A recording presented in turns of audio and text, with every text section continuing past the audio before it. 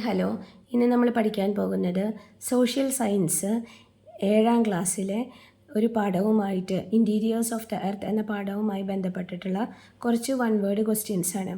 ഒന്നാമത്തെ ചോദ്യം നമുക്ക് നോക്കാം. The temperature at the centre of the interior of the earth. ഭൂമിയുടെ ഉള്ളറയിലെ ടെമ്പറേച്ചർ, അതായത് കോറാണല്ലോ നമ്മുടെ സെൻറ്ററിലുള്ളത്. അപ്പോൾ കോറിൻ്റെ ടെമ്പറേച്ചർ എത്രയാണ് എന്നാണ് ചോദിക്കുന്നത്.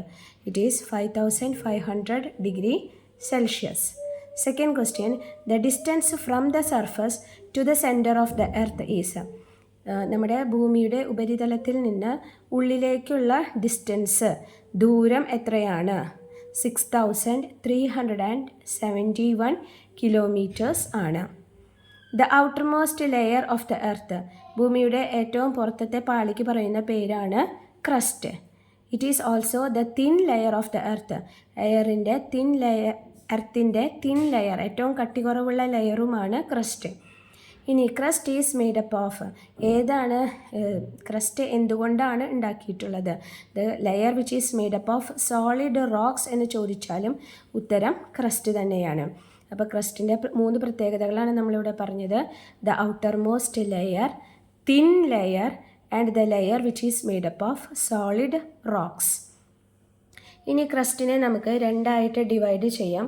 അതായത് കോണ്ടിനെൻ്റൽ ഏരിയാസ്, നമ്മുടെ ഭൂമി കോണ്ടിനെൻറ്റിൻ്റെ ഭാഗത്ത് ക്രസ്റ്റും അതേപോലെ ഓഷ്യൻ്റെ ഭാഗത്തെ ക്രസ്റ്റും.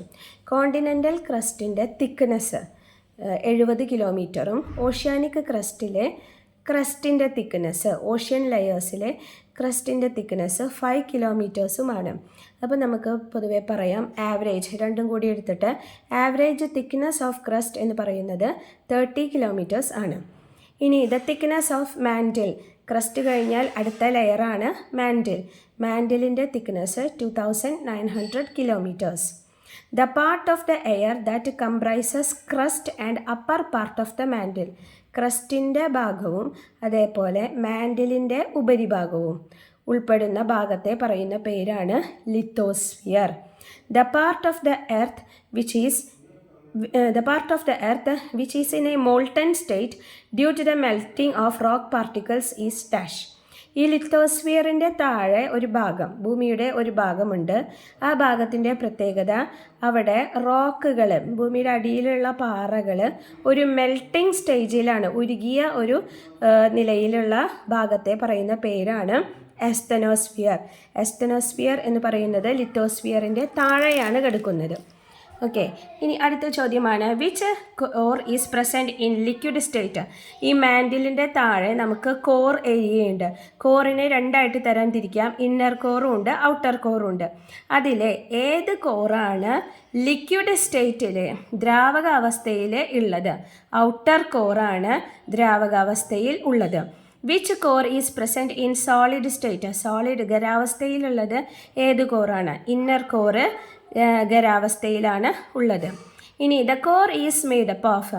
ഈ കോർ എന്ന് പറയുന്ന ഭാഗം 2 എലമെൻറ്റ്സ് കൊണ്ട് നിർമ്മിതമാണ്, നിക്കലും അയേണും.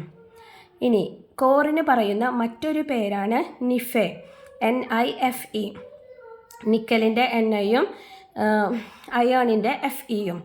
Temperature of inner core. Inner കോറിൻ്റെ temperature 5500 degree Celsius. Thank U.